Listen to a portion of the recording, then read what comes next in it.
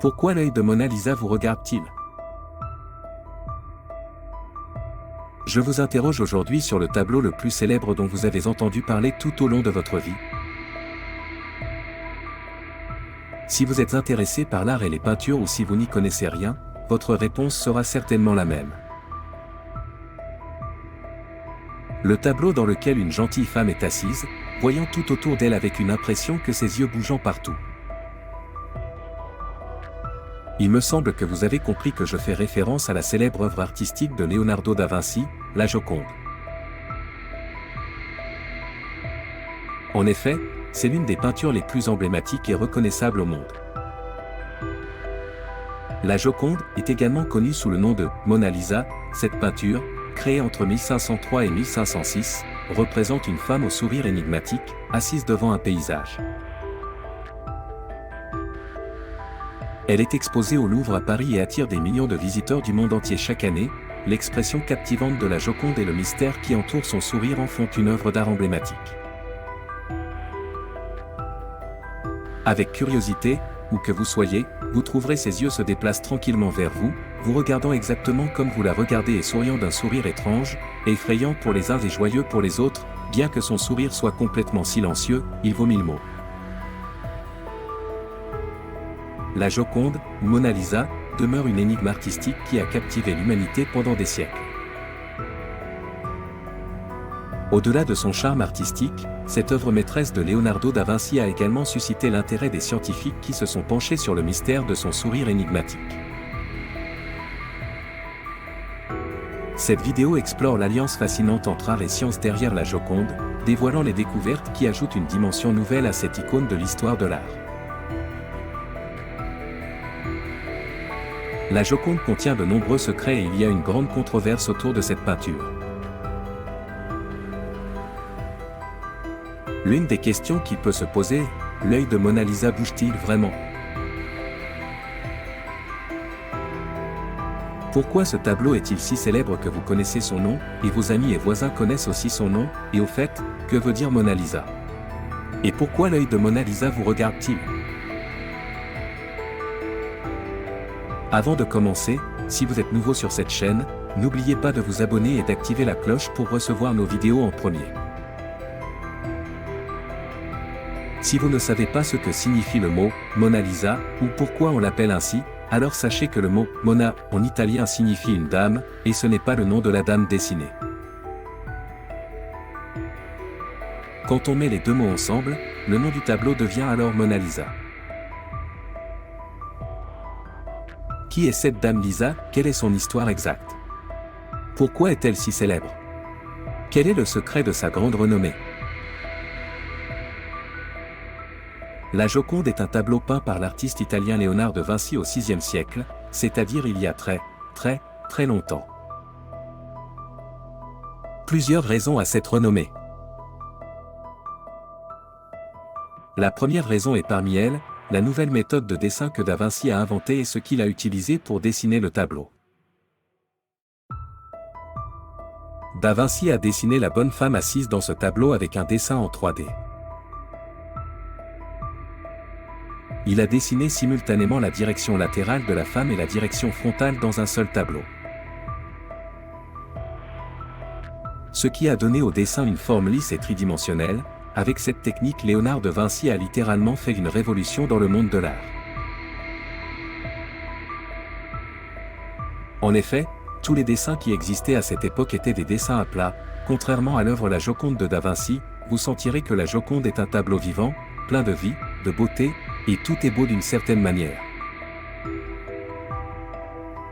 Leonardo da Vinci était un maître de la sfumato, une technique qui crée des transitions douces entre les couleurs et les tons.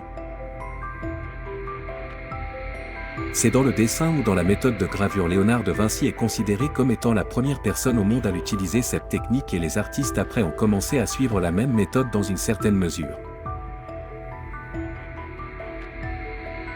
Il convient de noter que ce n'est pas la seule chose que da Vinci a ajoutée au monde de dessin, da Vinci utilise également une nouvelle méthode de coloration qui n'existait pas à cette époque. Cette nouvelle méthode de coloration est appelée coloration floue, en bref, cela signifie qu'il est impossible de trouver une ligne claire dans l'ensemble du tableau. Mais vous constaterez que les couleurs se mélangent progressivement et qu'il n'y a pas de ligne claire qui les sépare, les tons doux et les nuances délicates sont caractéristiques de la Joconde. Des recherches au spectromètre ont révélé la composition précise des pigments utilisés, démontrant l'ingéniosité de Da Vinci dans le mélange de couleurs, ce qui était quelque chose de très nouveau pour l'art à cette époque. Da Vinci a transformé le tableau d'un dessin en un vaste monde de secrets, de mystères et d'illusions d'optique. Permettez-moi de vous mentionner quelques-unes des curiosités de ce tableau, à commencer par son sourire, par son calme, ce sourire très étrange de la Joconde qui a dérouté les chercheurs à travers les âges. Il y a quelque chose d'étonnant en lui, si vous êtes heureux et si vous regardez le tableau, vous trouverez son sourire indiquant la joie, comme si elle vous souriait. Et si vous êtes triste et que vous regardez le tableau, vous trouverez son sourire triste, comme si son sourire était le reflet de votre état psychologique. La chose pour laquelle la Joconde est la plus célèbre, ce sont certainement ses yeux. Dans un premier temps, laissez-moi vous dire que les yeux de la Mona Lisa ne bougent pas et ne se déplacent pas comme certains l'imaginent. En effet, la méthode de fracturation que Da Vinci utilise dans la peinture a été estimée d'une manière spécifique dans le dessin, faisant que les yeux de Mona Lisa ne bougent pas. Dans ce tableau, la Mona Lisa est étendue à un angle de 30 degrés, qu'est-ce que cela signifie ? Si vous vous tenez directement devant la Joconde, vous verrez ses yeux vous regarder directement, ce qui est tout à fait normal.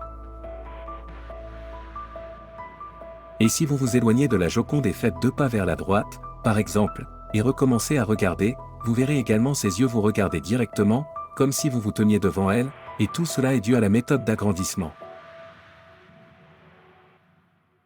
À plus de 30 degrés d'elle, vous ne verrez pas ses yeux regarder vers vous ou quoi que ce soit, le tableau est conçu à seulement 30 degrés, ce qui d'ailleurs est considéré comme un petit endroit. Contrairement à ce que croient certains, comme si, par exemple, ses yeux sortent du tableau et courent après vous, mais au final, l'idée elle-même est très géniale parce que le tableau vous regarde pendant que vous le regardez. D'autre part, le visage de Mona Lisa est souvent considéré comme symétrique. Des études biométriques ont révélé que bien que son visage semble symétrique à première vue, des asymétries subtiles contribuent à son charme unique. Le vol historique de la Joconde, un chapitre mystérieux dans l'histoire de l'art. Le 22 août 1911, l'histoire de l'art a été secouée par un événement qui transcenderait les décennies à venir, le vol de la Joconde du Louvre. Ce chapitre fascinant et mystérieux a ajouté une couche d'intrigue à la renommée déjà énigmatique de Mona Lisa. Cette séquence plonge dans les circonstances entourant ce vol historique, mettant en lumière les détails du crime et les conséquences qui ont secoué le monde de l'art. Dans la nuit du 21 au 22 août 1911, l'œuvre maîtresse de Leonardo da Vinci, la Joconde, a été volée du musée du Louvre à Paris. Le vol a créé un choc mondial, laissant les amateurs d'art et les autorités perplexes quant à la disparition de cette icône. Vincenzo Peruggia, un ouvrier italien, était derrière le vol, il a dérobé la Joconde en se cachant dans le musée pendant la nuit. Peruggia, patriote italien, voulait ramener la Joconde en Italie, croyant que l'œuvre devait être renvoyée dans son pays d'origine. La Joconde est restée cachée dans le sous-sol de Peruggia pendant plus de 2 ans. Peruggia a été finalement appréhendé en 1913 après avoir tenté de vendre la Joconde à des collectionneurs italiens. Les conservateurs du Louvre, tels que Guillaume Apollinaire, ont joué un rôle essentiel dans la récupération de la Joconde. Apollinaire a aidé la police à retracer Peruggia, marquant ainsi la fin du mystère du vol. Le vol de la Joconde a incité le Louvre et d'autres musées à renforcer considérablement leurs mesures de sécurité. Paradoxalement, le vol a également accru la notoriété de la Joconde, attirant encore plus de visiteurs au Louvre.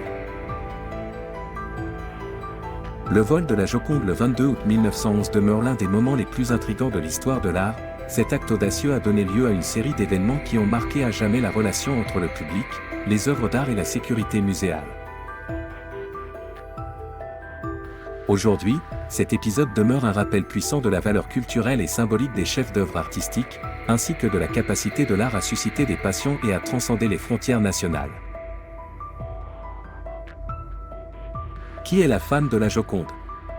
Les chercheurs ont continué à faire de nombreuses recherches sur ce sujet, et il y a eu de nombreuses lectures et théories. Certains disent que cette femme est la mère de Léonard de Vinci, et d'autres disent qu'elle est son amante, et d'autres encore disent que c'est juste un dessin inspiré de l'imagination, et il y a aussi une théorie étrange qui dit que cette Joconde n'est que Léonard de Vinci lui-même. La Joconde, également connue sous le nom de Mona Lisa, n'est pas directement liée à une personne appelée Lisa Giocondo. La Joconde est un portrait peint par Leonardo da Vinci au début du XVIe siècle, représentant une femme dont l'identité exacte reste l'objet de débats. Selon d'autres théories, la femme représentée dans la Joconde pourrait être Lisa Gherardini, une femme florentine de la Renaissance, d'où le terme « Giocondo » qui signifie « joyeuse » ou « heureuse » en italien. Cependant, cela reste une hypothèse parmi d'autres.